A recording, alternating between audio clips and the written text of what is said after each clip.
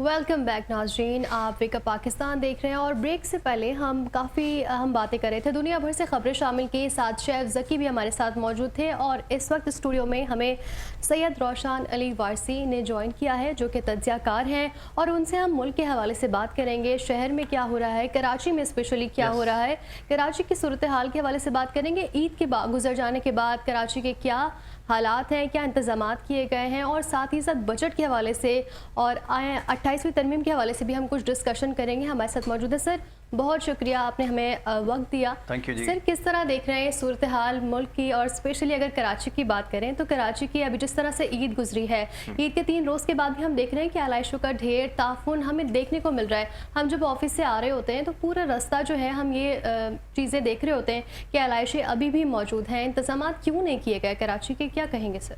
बिस्मिल्लाहिर्रहमानिर्रहीम। बेटा बहुत शुक्रिया, बहुत अच्छा लगा आप लोगों ने हमें इनवाइट किया। और ये जो भी आपकी शिकायतें हैं बिल्कुल जायज़ हैं, और ये हमारे कराची, हमारा पूरा पाकिस्तान जो है वो बेसिकली उसमें जो लोग रहते हैं हमें उनका ख्याल है बहुत कि वो परेशानी का शिकार हैं और उनको बहुत मुआशी हालात में भी परेशानी में हैं वो लोग। मगर मैं समझता हूँ कि ये सब चीज़ें आर्जी हैं, इंशाल्लाह आने वाले दिनों में सब चीज़ें बेहतर होंगी, मगर उसके लिए हमारे हुक्मरानों की नीयतें सही होना बहुत ज़रूरी है। हमारे हुक्मरानों की नीयतें जिस दिन सही होंगी और वो सोचेंगे कि हमने कुरान शरीफ उठा के हम इस ओहदे पे बैठे हैं और उसके बाद उसकी खिलाफ वर्जी कर रहे हैं, यकीन माने उनको इस चीज़ का एहसास नहीं है। वक्ती तौर पे कुरान शरीफ उठा के लोगों को मज़े नज़र आ रहे होते हैं, मगर उसका खसारा बहुत बुरा है जी। तो मैं उन चीज़ों को मद्देनज़र रखते हुए आपसे ये बात कर रहा हूँ कि बेटा ये सब चीज़ें मैं आपकी शिकायतें सुन भी रहा था, और जाहिर है वो ये उनको तवज्जो दिलानी चाहिए कि आपकी क्या क्या कोताहियाँ हैं, मगर मुझे ऐसा लगता है कि ये सब चीज़ें सही हो जाएंगी। ये करें या कोई और करेगा, क्योंकि अल्लाह ने करवाना है। क्या और ये बिल्कुल ठीक है, यानी कि आप बड़े होपफुल हैं कि ये चीज़ें बेहतर होंगी और होना चाहिए। बड़ी अच्छी बात है कि आप ऑप्टिमिस्टिक रहें, और ये बड़ा ज़रूरी भी है। और मैं क्योंकि आपको एक बड़े तवील अरसे से जानता भी हूँ और प्रोग्राम भी करते आए हैं, हमेशा आपने यही बात की है कि इंशाल्लाह हालात बेहतरी की तरफ जाएंगे होपफुली। बट जैसा भी आपने कहा कि उसके लिए एक विल होने की ज़रूरत है, और साथ साथ एक और बड़ी ज़रूरी चीज़ है कि आपको रिस्पॉन्सिबिलिटी को ओन करना पड़ेगा। यहाँ पर रोशन साहब, एक तो ओनरशिप कहीं नज़र नहीं आती। पंजाब में वो चीज़ नज़र आई है, वो रिफ्लेक्ट हुई है, काम हमने देखा एक्सेप्शनल है। फिर हम देख रहे हैं लोगों का स्टैंडर्ड ऑफ लिविंग बेहतर होता है, प्रॉपर्टी की प्राइसेस भी हाई होना शुरू हो जाती हैं, इकोनॉमी भी बेहतर होती है, और लोग बाहर से अब वापस जो है वो आ रहे हैं। मगर यहाँ पे सूरत हाल बहुत ज़्यादा क्रिटिकल होती जा रही है।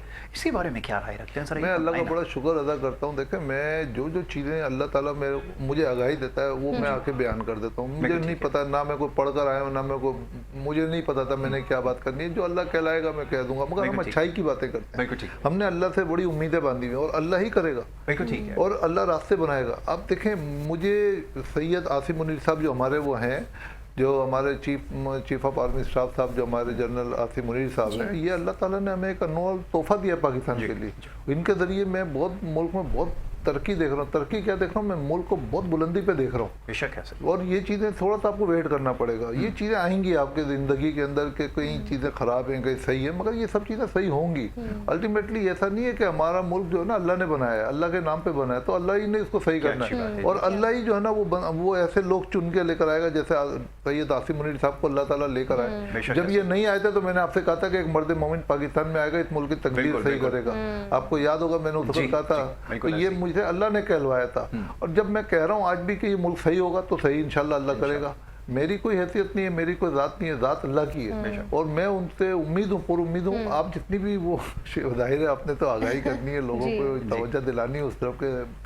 कराची की बात हो, सिंध, जैसे पाकिस्तान का एक सूबा है, सूबा पंजाब। अब उस पंजाब में अभी मैं कुछ अर्से पहले होकर आया हूँ, मैंने देखा तो मुझे तो वहाँ पे दुबई वाला टच नजर आ रहा था। मतलब मुझे लग ही नहीं रहा था कि ये वही पंजाब है माशाल्लाह। तो जब दुनिया में एक हमारे पाकिस्तान के अंदर कोई एक हुक्मरान आया, उसने आके थोड़ा थोड़ा काम करके दिखाया, अब दूसरों के लिए चैलेंज है। अगर हम नहीं करेंगे तो फिर हम पीछे रह जाएंगे या हमको भी भारत कर दिया जाएगा। तो उनके लिए भी चैलेंज है कि भाई उन्होंने भी ओथ लिया, उन्होंने लोगों से वादा किया, उन्होंने जो जिस तरीके से भी आने के बाद उन्होंने डिलीवर करना है। और डिलीवर नहीं करेंगे तो वो ज़्यादा अर्से चल नहीं सकते ये लोग। एग्जैक्टली।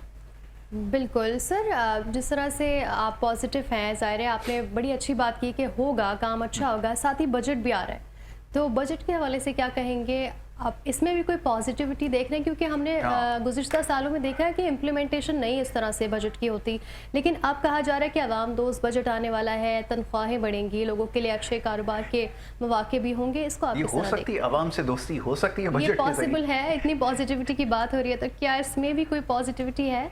मैं गवर्नमेंट ऑफ पाकिस्तान से एक रिक्वेस्ट करना चाहता हूँ कि कम से कम ऐसे बयान मत दें कि जो एक इंसान अपनी बिल्कुल एक ऐसी ज़िंदगी गुजार रहा है कि जिसमें कि वो उम्मीदें हार रहा है, जी। उसको आप एनर्जी दें कि क्या अच्छी बात। उसको सांस मिले, वो होप देनी है, बिल्कुल ज़िंदगी ऐसा की ही। तरफ आए। उनको कह रहे हैं कि अभी आवाम पे कम बोझ डालेंगे, इसका मतलब डालेंगे, तो बोझ ये तो डालेंगे। कितनी बुरी बात है।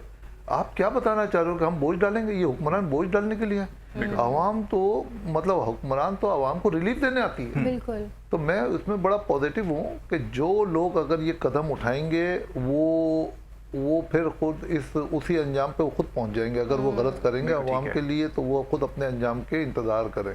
ठीक है रोशनी साहब, अब जरा ये बताइएगा कि एक चीज़ है, मैं अक्सर फोरम के ऊपर आजकल सवाल कर रहा हूँ कि इस वक्त जो कुछ हुआ मिडिल ईस्ट के अंदर हो रहा है, दुबई के अंदर जो कुछ हुआ, प्रॉपर्टी से लोगों ने जो है वो विड्रॉ किया, और ये हम बहुत पहले ये बात कर चुके थे, आज फिर दोहरा देते हैं। बहुत पहले ये बात कही थी हमने अपने एक प्रोग्राम के अंदर कि आने वाले वक्त में अगर ज़रा सी भी अगर कोई इस तरह की चीज़ होती है, थोड़ा सा पैनिक करती है, थोड़ा सा अगर कोई जॉल्ट लगता है, या अगर किसी किस्म का भी अगर कोई इकोनॉमी के अंदर अप्स एंड डाउन्स आते हैं, अगर कोई डाउन साइड पर आया, कोई इशू आया, तो होगा ये फिर कि वो सारी प्रॉपर्टी जो है वो लोग बेच कर वापस पाकिस्तान का रुख करेंगे।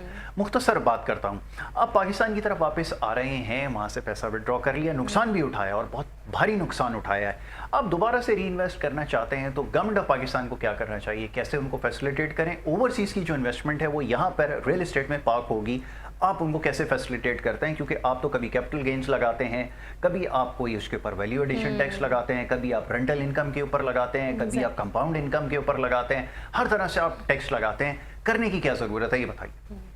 देखिए, आपका तो ये बहुत ही ज़बरदस्त सवाल है, और इस सवाल में बहुत सी चीज़ें पोशीदा हैं कि आपके पास इतना बड़ा मौका है। मैंने आपको कहा ना कि नीयत हमारी सही है, हम सब सही हो जाएंगे। सबसे पहले हमारे मुल्क का कर्जा है, इसको उतारने की सोचें, और ये कैसे उतरेगा, ये हमारे पास बड़े फार्मूले हैं, मगर उतारने की नीयत होनी चाहिए।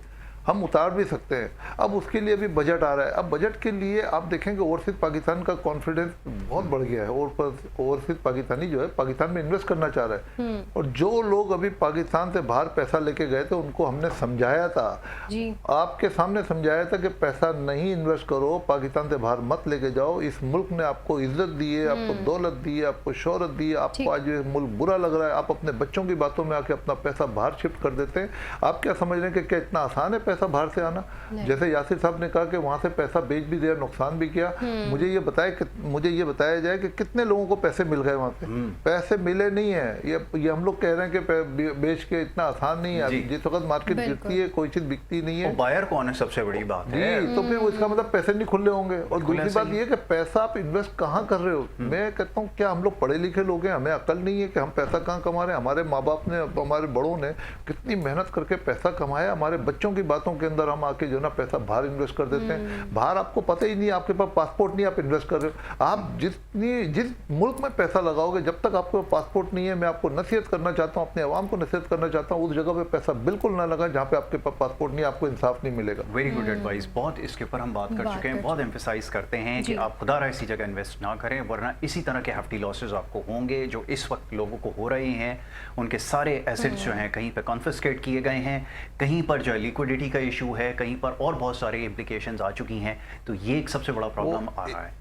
एक बात मैं आपको ये बताऊं, जैसे वो इन्होंने सवाल किया कि ये बजट में, तो मैं कहता हूँ बजट में इस वक्त सुनहरी मौका है हमारे मुल्क को तरक्की की तरफ लेके जाने का। और हमारे मुल्क में एक, अगर आपने इस वक्त जो है वो, जैसे प्रॉपर्टी के हवाले से बात करता हूँ, कि आपको अपने टैक्सेस जो ना कम कर दे। बिल्कुल ठीक है। टैक्सेस कम करें, रेवेन्यू बढ़ जाएगा।